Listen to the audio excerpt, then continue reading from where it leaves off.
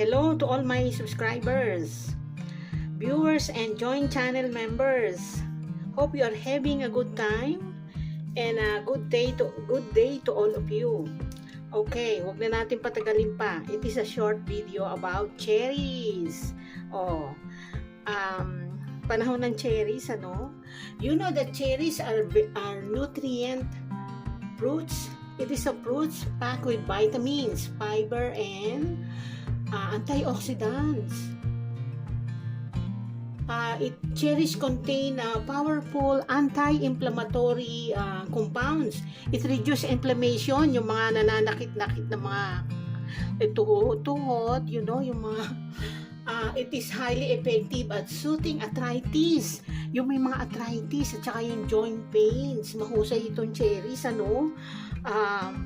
Ito matamis ito, no? Panahon ng cherries ngayon. And it reduce painful uric acids level associated with gout. Ay, mahusay pala to sa sa mga gout, arthritis, joint pains, At saka mabuti ito yung makakatulog kayo, yung pang better sleep, makakatulog kayo ng maayos when you eat this, It helps regulate your sleep-wake cycle and improves overall sleep quality. Itong cherry. Yummy, sarap.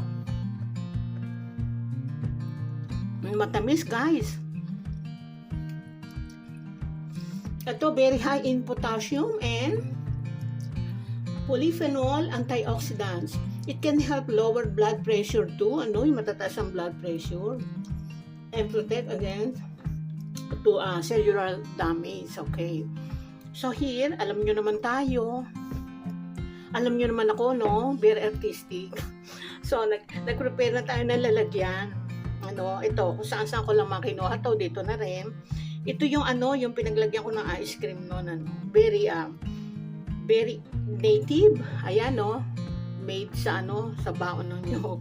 Okay, alam niyo naman ako ang hilig kong very creative, kahit na lang diyan.